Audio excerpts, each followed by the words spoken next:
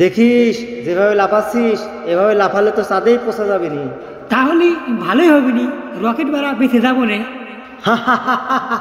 Rocket লাগবে কে? বেলুনে gas ভরে উড়ে গেলেই তো হয়। আরে বোকা, বেলুনে উড়ে গেলে মেঘের মাঝে আটকে যাবো রে। আচ্ছা ঠিক আছে তোমার প্র্যাকটিসটা থামাও। আসো সাগর ভাইয়ের কাছে শুনি চাঁদে যাওয়ার পরিকল্পনাটা কতটুকু বাস্তবায়ন হলো। কি ব্যাপার, তুই চাঁদে পৌঁছে গেছিস নাকি? হ্যাঁ, কি বলিস? আমাদের রেখেই চাঁদে পৌঁছে গেছে? তাহলে তোরা কি সত্যি চাঁদের বুকে নাটক করতে চাস? আরে ভাই, ওদের বুকে নাটক না করলে কি হয়? পৃথিবীতে অনেক নাটকই করলাম। সাগর ভাই, একটু এবার নতুন কিছু করি। চাঁদের মাটিতে মেঘের ছায়া, পৃথিবীর আলো নিয়ে নাটক করব, কেমন? সবকিছুই ঠিকঠাক মতো করতে হবে, একটু ভুল হয়ে গেলেই সব শেষ হয়ে যাবে। বুঝলাম। তাহলে কি তোমরা বিশ্বাস করো যে আমাদের এই নাটক পৃথিবী থেকে চাঁদ পর্যন্ত যেতে পারে? এই বিশ্বায়নের যুগে কি বা অসম্ভব?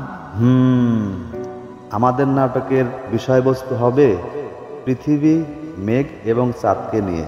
আমরা দেখব কিভাবে তারা পরস্পর সংযুক্ত। আমি সেখানে মজার কিছু সংলাপ করব, দর্শক দেখে হাসতে হাসতে মাঠতে গড়াগড়ি খেলবে। সেখানে যেতে হলে আমাদের চাঁদের দেশে যেতে হবে এবং মহাযানের ব্যবস্থা করতে হবে। বন্ধুরা, আমরা এবার সত্যি সত্যি চাঁদে যাচ্ছি।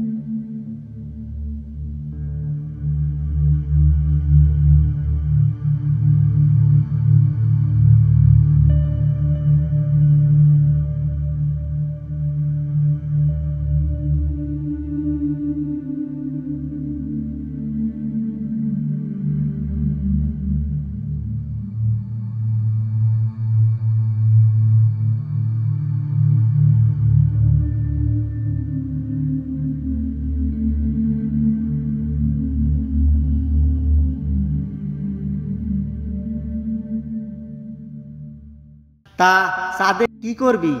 কোনো গাছপালা নাই, তা ছাতার দোকান দিবি নাকি? দেখি বলে কিছু এলিয়েনরা আছে, ওদের তো 7-8 দরকার হতেই পারে।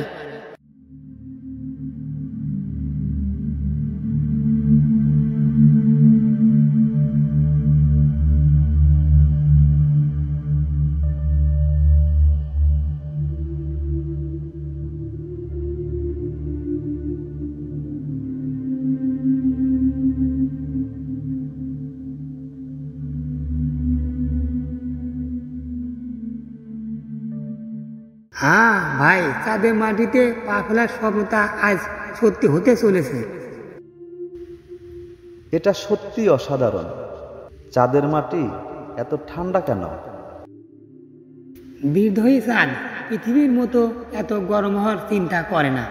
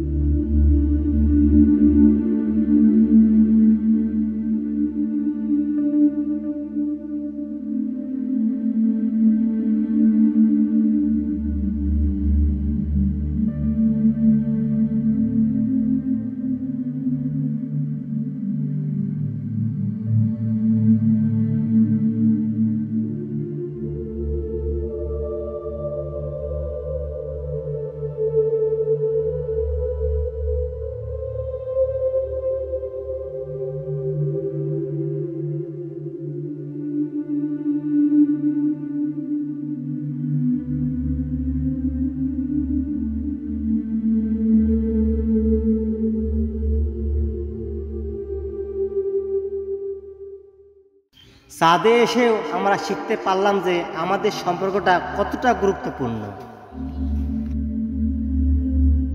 আমাদের এই নাটক শুধু মজা নয়, এটা শিক্ষা দেয় যে আমরা একে অপরের উপর নির্ভরশীল। সত্যি আমরা একে অপরের জন্য প্রয়োজনীয়, আমাদের বন্ধন অটুট।